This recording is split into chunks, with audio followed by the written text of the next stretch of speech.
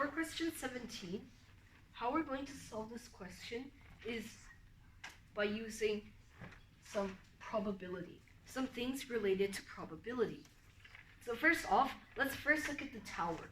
So we have 8 blocks in the tower, and we have 1 block that's left out. So first off, right away, we can eliminate thinking about that 1 block, because that 1 block is already determined if the tower is determined, because it's the only block left.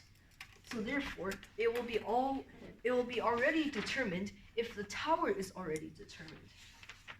So firstly, what are we going to do? We're going to look at the possibilities for each layer in the tower. 9 possibilities. 8, 7, 6, 5, 4, 3, 2. And of course, 1. So now this multiplied together is all 9 factorial. And then, so we have all the different arrangements, but then we know we have some repetitives. For example, if we have red 1 and red 2, they're both reds, but let's just label them differently. We can reverse them into red 2 and red 1. But this won't make a difference onto the tower because it doesn't care about like what if red 1's first, or if red 2 is first. It doesn't matter. All that matters is the color.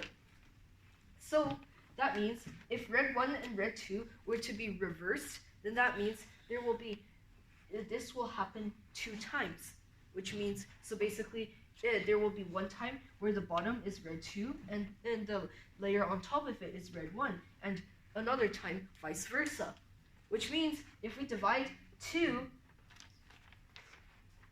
to the 9 factorial, then that means we can get rid of all the possibilities of when red reverses itself. And then we have to multiply, we have to think of the other colors. Yellow. So for yellow, we have 3 yellows.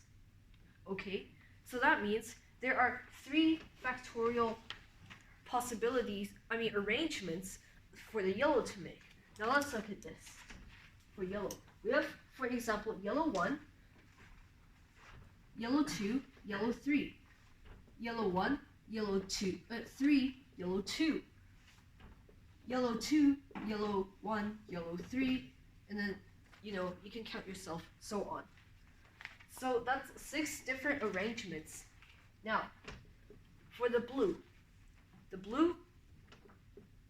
has 4 factorial because there's 4 blue blocks. So now, if we take all of this into account, we get 9 times 8 times 7 times 6 times 5 times 4 times 3 times 2. Divided by 2 times 2 times 2 times 3 times 3 times 4. So let's now do some division. 2 times 2 times 2 is 8, so we can just cross that out. 3 times 3 is 9, cross that out. 4 and 4, cross that out. So now we're left with 7 times 6 times 5 times 6. What's 6 times 5? 30. What's 6 times 7? 42. What's 42 times 30? 1,260.